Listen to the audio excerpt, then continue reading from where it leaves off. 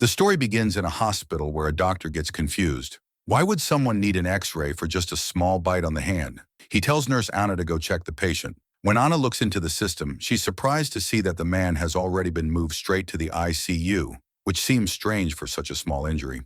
After finishing her shift, Anna returns home to her husband Luis. The couple spend a peaceful night together, unaware that a serious emergency broadcast is playing on TV. The next morning, Luis wakes up to find their little neighbor Vivian standing outside their door. But when she steps into the light, Luis freezes. Her face is covered in blood. He tells Anna to call an ambulance and rushes toward the girl.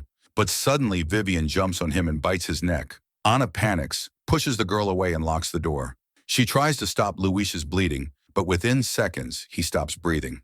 When Anna calls for help, the phone line only says, "All circuits are busy." Suddenly, there's a loud banging on the door.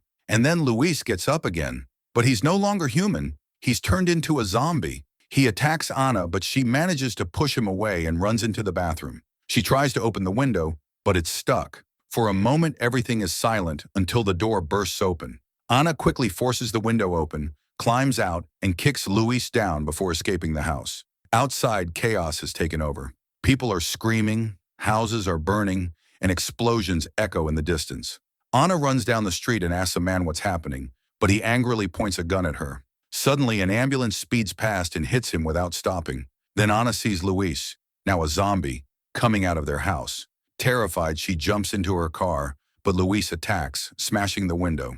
Somehow, she starts the engine and drives away fast, throwing him off the car. The whole city is in panic. Roads are blocked, people are running wild, some screaming for help, others attacking cars. On the radio, a voice repeats, "Stay inside! Lock your doors and windows. Even military bases are no longer safe." Anna keeps driving through the highway filled with fire and explosions. Zombies are everywhere, attacking anyone they see. Suddenly, a man tries to force his way into her car. Anna pushes him back, but in the struggle, her car crashes into a tree, and everything goes black. Meanwhile, the world outside keeps collapsing. Cities are burning, hospitals are overflowing, and the entire planet is slipping into total chaos. After some time, Anna wakes up and finds a police officer pointing a gun at her. His name is Kenneth. He says, "Say something, so I know you're human." Anna speaks, and the two decide to move together. On their way, they meet 3 more survivors who at first shoot at them, but soon realize they're not zombies.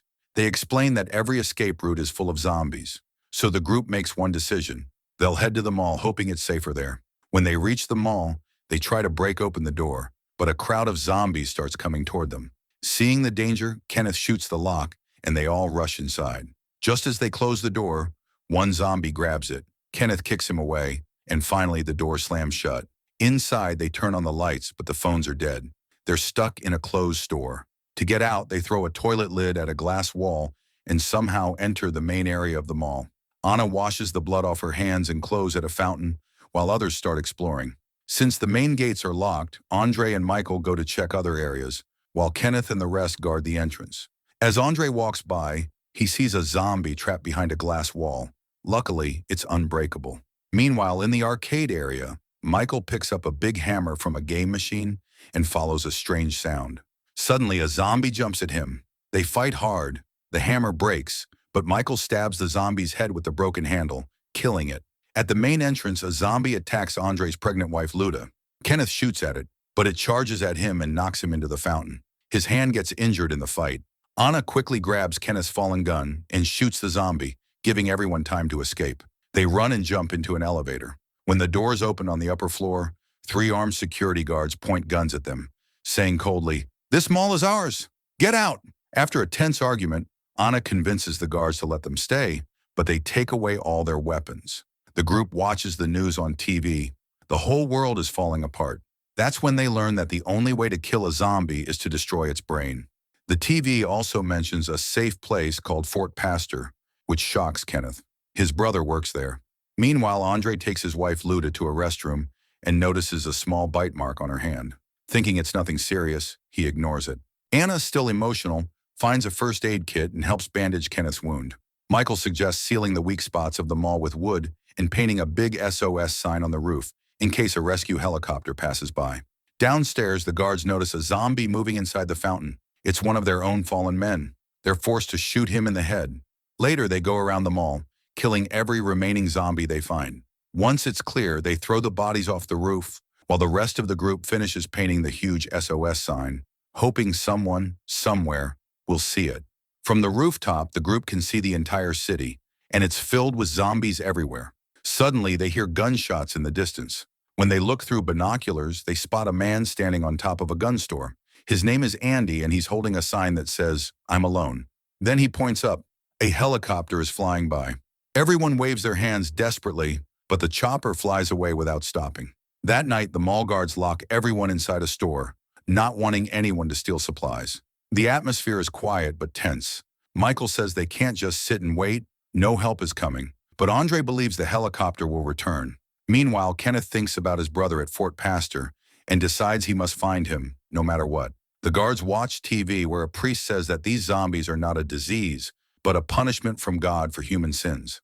The next morning, the mall's automatic lights and music turn on, waking everyone. When they turn on the TV, there's only static, no signal left anywhere. Guard Terry goes to check the control room and meets Anna on the way. She convinces him to let them out for a bit. Terry reaches the control room, shuts off the music, and checks the security cameras, and sees something shocking. A truck is driving toward the mall. He alerts everyone, and they all rush to the roof. A big argument starts. Anna insists they should help the survivors, but guards CJ and Bart refuse, saying strangers can't be trusted. Terry disagrees with his fellow guards, and at that moment, Michael and Kenneth punch CJ and Bart, disarming them. They lock the two guards inside a storage cell. Anna and Luda quickly make a sign to guide the truck toward the back door, but suddenly the truck crashes hard into a wall. Michael and Andre rush out, shooting at the approaching zombies to protect the survivors. They kill several zombies, but soon run out of bullets and are forced to retreat. Luckily, everyone from the truck is alive. They had crashed it on purpose to climb into the mall safely. Inside, Anna checks everyone's condition. One woman is in very bad shape, barely alive, and they bring her in a wheelbarrow. Kenneth suggests they take the truck to Fort Pastor, but Steve and Norma reveal that they just came from there, and it's already overrun by zombies. Shocked and angry, Kenneth goes to the roof and communicates with Andy using signs. Kenneth tells him that Fort Pastor has fallen and no rescue is coming. Andy jokes by lifting a funny sign, making Kenneth smile. For a moment, he feels a small spark of hope and humanity in this nightmare. Meanwhile, Anna continues treating everyone's wounds. Terry checks on the sick woman, but moments later, she suddenly stops breathing. Anna checks her pulse. She's dead.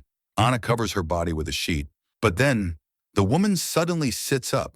She's turned into a zombie. Everyone panics, but Anna stands firm, grabs a metal rod, and stabs it right into her eye, killing her instantly. Anna then explains that people turn into zombies not because of a curse or virus. It happens when someone is bitten. Anyone who's bitten will die and turn into one soon after. That's when they discover Frank has also been bitten. Anna says he must be isolated, but Michael and Kenneth believe it's safer to end it now before he changes. Anna rushes to warn Frank. His daughter Nicole begs them to spare him, crying for her father's life. They allow her to say goodbye one last time. Then Kenneth takes Frank into a separate room and waits. When Frank finally turns into a zombie, Kenneth sadly pulls the trigger, ending his life before he can harm anyone. Days slowly pass inside the mall, and everyone tries to keep themselves busy. Kenneth plays chess with Andy, who's still trapped on the gun shop rooftop across the street. They use written signs to communicate. CJ and Bart play cards inside their cell. Anna and Michael watch movies together, while Terry and Nicole sit on the rooftop looking at the stars. Steve, on the other hand, spends his time flirting with Monica or playing golf from the rooftop, hitting balls straight at the zombies below. Outside, the zombie crowd keeps growing every day. The group even jokes with Andy, telling him through signs which zombies to shoot, and he nails them every time with perfect aim. One night, while everyone is having dinner and sharing memories about their lost loved ones, the power suddenly goes out. At the same time, Andre rushes to his wife Luda, who has been very sick for days. He's kept her tied to the bed because she's too weak and feverish. Meanwhile, 4 others head to the basement to fix the generator. They find blood splattered on the walls and something moves in the dark. Everyone gets ready to fight, but it turns out to be just a dog. Michael calls the dog over, and it seems calm until it starts barking loudly.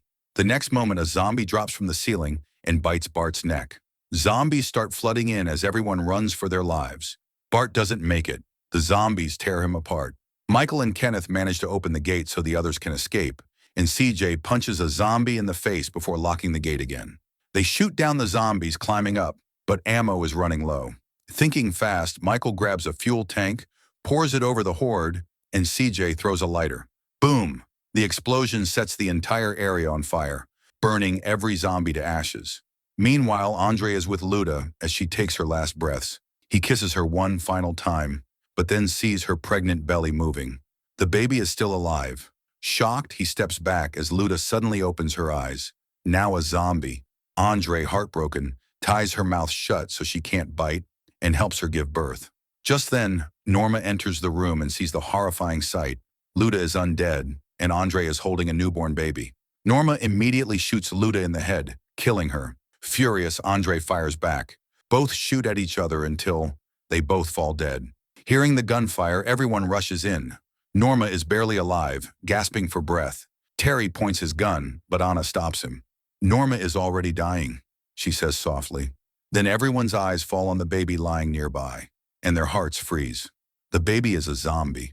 Sadly, Anna and the others have no choice but to end it before it can hurt anyone. Afterward, they take the bodies outside and finally fix the generator, restoring the mall's power.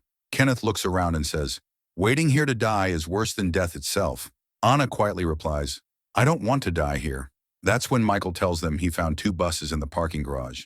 If they reinforce them, they can escape. Steve jokes that he'll just take his yacht and sail away, but his words spark an idea. What if they escape to an island? Maybe there are no zombies there. Everyone starts working together, using the mall's tools to armor the buses. They work day and night, hoping for a real chance to live. During a break, Anna and Michael share a quiet, emotional moment, a small spark of connection in this chaos. Their plan now includes saving Andy too, since he has a whole gun shop full of weapons. Kenneth sends him the message using signs, but Andy writes back, "Hungry." Kenneth realizes Andy hasn't eaten in days and is getting weaker. The group decides they must send him food, or he won't survive until escape day. Then someone remembers. Zombies never attack the dog, so they plan to send food to Andy using the dog. The plan works perfectly. The dog runs through the zombie crowd safely, but when Andy opens the door to take the food, a few zombies push their arms inside. Andy shoots them quickly and shuts the door, but it's already too late. Moments later, his voice comes through the radio. "I've been bitten." Hearing this, Nicole panics. Ignoring everyone's warnings, she drives off alone in a truck, heading straight to the gun shop to save her dog. She parks outside and runs in, while hundreds of zombies surround the truck. The group hears her voice over the radio, terrified but determined to save her pet. Kenneth climbs to the roof to check the situation, and what he sees breaks him. His friend Andy is now a zombie. The "I'm alive" sign on his roof is smeared with blood, and hope begins to fade once again. On the other side, Andy goes back inside the store, while Nicole hides quietly so he won't see her. Seeing this, the group decides they must rescue Nicole at any cost, and this way, they can also collect more weapons. They move out through the sewer tunnels, leaving Steve behind to guard the door. After walking for a long time, they finally come out to the street, but dozens of zombies surround them instantly. The team opens fire. Kenneth shoots many zombies, but one of them grabs his gun. Everyone quickly jumps into the truck and drives straight to Andy's gun shop. They enter through the dog door and shut it behind them just before the zombies reach. Inside, they grab as many guns and ammo as they can. Blood trails on the floor lead them to Andy, who's now pounding on the door like a wild zombie. Kenneth feels heartbroken. He apologizes to his old friend, then shoots him in the head to end his suffering. Now they must figure out how to get back. This time, CJ climbs up to the roof, throws a fuel tank and shoots it, creating a huge explosion. The fire distracts the zombies, and the group uses the chaos to escape.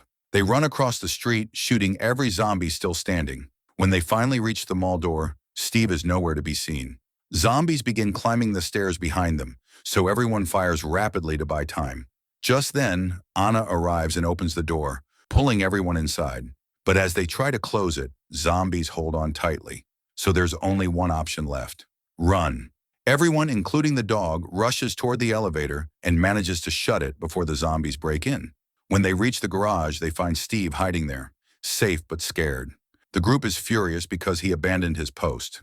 They quickly split into 2 teams to take both reinforced buses. Smashing through the garage gate, they speed out, only to face an ocean of zombies waiting outside. The survivors fire from the bus windows while Steve grabs a chainsaw, cutting through zombies. The crowd is overwhelming, so CJ throws another fuel tank and shoots it, blasting the road clear. The buses race through the burning city, but suddenly a zombie grabs onto one of them. Kenneth swerves to shake it off, but this makes Glenn lose balance, and his chainsaw accidentally cuts through Monica.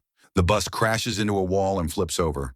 The second bus turns back to help, but Steve escapes on foot. A zombie attacks him and kills him instantly. Meanwhile, Anna discovers Monica and Glenn are both dead, and Steve, now turned into a zombie, comes toward her. Without hesitation, she shoots him dead. More zombies appear outside, and everyone fires to protect Anna while she grabs Steve's boat keys from his body. She quickly returns and Michael pulls her aboard. CJ stays behind, blowing up zombies one last time so they can close the bus door. They drive full speed toward the dock, crashing through the final gate. The bus nearly falls into the water, but stops just in time. Everyone rushes to the boat while zombies swarm behind them. Surrounded, CJ sacrifices himself, igniting another fuel tank and killing both himself and the zombies around him. The others, Anna, Kenneth, Nicole, Terry, and the dog, reach the boat and push off into the open sea. But then Michael reveals he's been bitten. Anna cries, but he smiles, says goodbye, and pushes the boat away before shooting himself. The survivors sail far from the city. Days later, they run out of fuel and food starts to rot. They finally reach a small island, hoping for peace, but as soon as they step ashore, they realize it's crawling with zombies too. The screen fades to black, and the nightmare continues. And that's the end of Dawn of the Dead. Thanks for watching. Don't forget to like, share, and subscribe for more movie explanation videos.